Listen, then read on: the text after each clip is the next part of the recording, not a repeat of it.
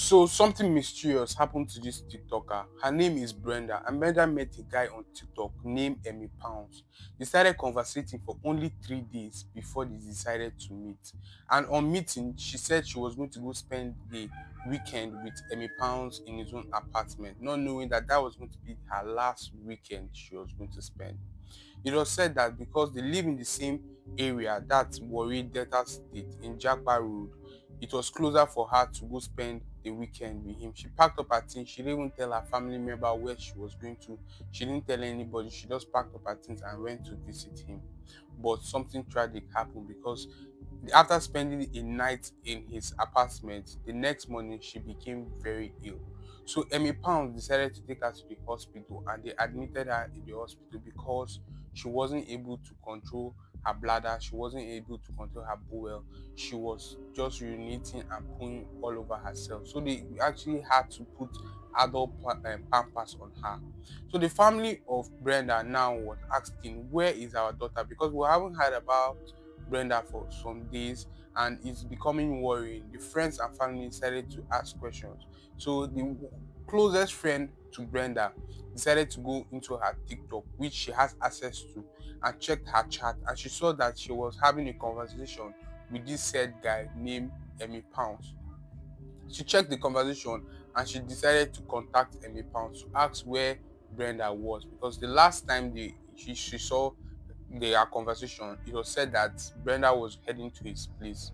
So Emmy Pounds was asked, where is Brenda? But he didn't deny the fact that he wasn't with Brenda. He actually said he was with Brenda, but Brenda is currently in the hospital. And the family of Brenda was worried. So they decided to collect the location of the hospital to go see their daughter. On reaching to the daughter's bed, on reaching to the ward where she was admitted, they saw something very tragic because they saw her in adult pampers and they saw bruises all over her, unconscious and able to talk what has happened.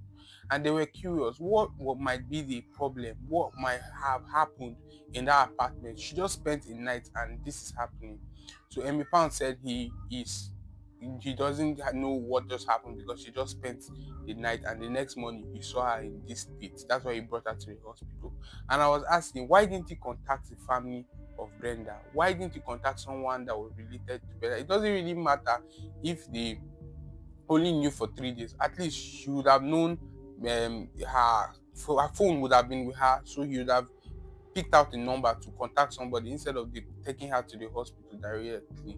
So the family started asking questions because of the bruises, and Brenda, which was unable to speak, couldn't say anything, and she passed away. It was very very tragic. So they involved the police, and the police did their investigation.